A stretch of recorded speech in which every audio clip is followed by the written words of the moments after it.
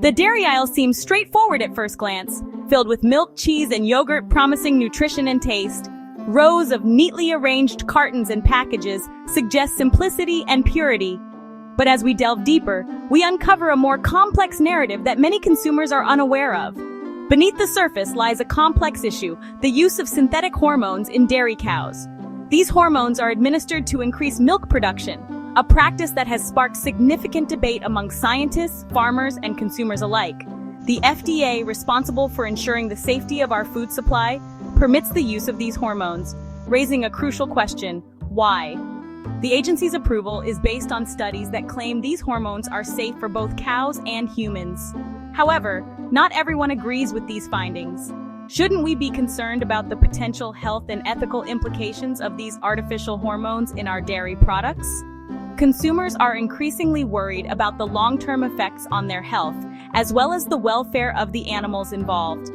This essay delves into the controversial practice of using synthetic hormones in dairy, exploring the potential risks, the FDA's rationale, and what it means for consumers. We will look at the scientific studies that support and oppose the use of these hormones and consider the ethical dimensions of this practice. We will examine the scientific evidence, compare international regulations, and empower you to make informed decisions about the dairy products you consume. By understanding the full picture, you can make choices that align with your values and health priorities. Join us as we navigate this complex and often controversial topic. To understand the issue, we must first understand the hormones themselves. Recombinant bovine somatotropin, or rBST, and recombinant bovine growth hormone, or rBGH, are synthetic versions of a naturally occurring hormone in cows. Dairy farmers inject these hormones into cows to increase milk production. While this may seem like a simple way to boost milk supply, the use of rBST and rBGH is not without controversy. These hormones are linked to several health concerns for both cows and humans, raising serious questions about their safety and ethical implications. One of the most significant concerns surrounding rBST and rBGH is their impact on insulin-like growth factor 1, or IGF-1, levels in milk. IGF-1 is a hormone naturally present in both cows and humans, playing a role in growth and development. However, studies have shown that milk from cows treated with rBST and rBGH contains elevated levels of IGF-1. This increase in IGF-1 is particularly concerning because of its potential link to cancer. Research suggests that higher levels of IGF-1 in the human body may contribute to an increased risk of certain types of cancer, including breast, prostate, and colon cancer. Beyond the potential human health risks, the use of rBST and rBGH raises serious animal welfare concerns. Cows treated with these hormones are more susceptible to various health problems, including mastitis, which is an inflammation of the udder, infertility, and lameness. These conditions can cause pain, suffering, and even premature death in cows. The ethical implications of subjecting animals to these health risks for increased milk production are profound. Critics argue that the use of rBST and rBGH prioritizes profits over the well-being of animals, highlighting the need for more humane and sustainable dairy farming practices.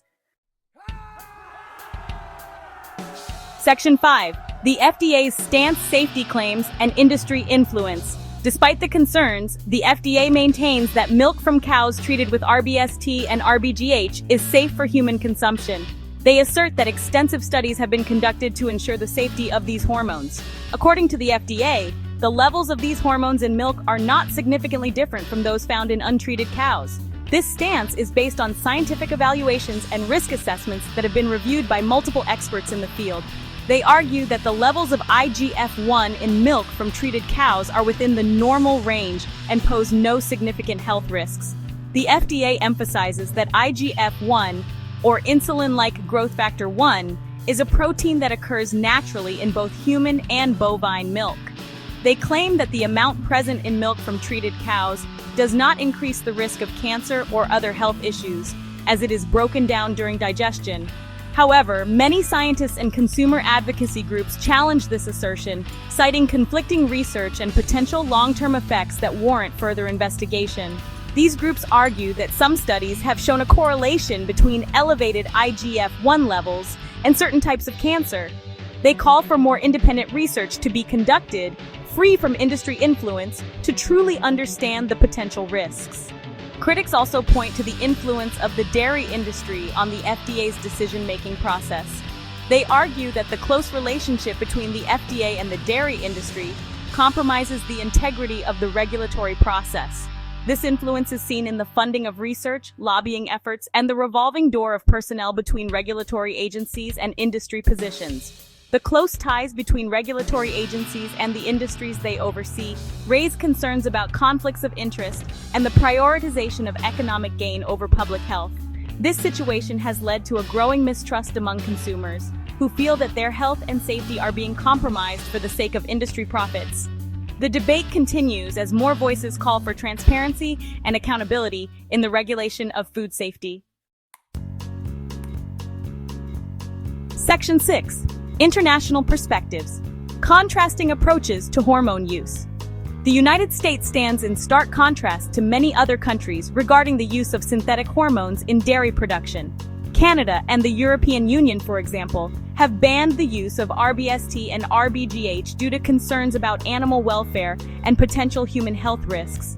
These contrasting regulatory approaches highlight the ongoing debate surrounding the safety of these hormones. The fact that several countries with stringent food safety standards have chosen to ban rBST and rBGH raises questions about the FDA's stance and its commitment to protecting public health. Section 7. Empowering consumers making informed choices for hormone-free dairy. While the debate over synthetic hormones in dairy continues, consumers can take steps to avoid them. Look for milk, cheese, and yogurt labeled as rBGH-free or rBST-free.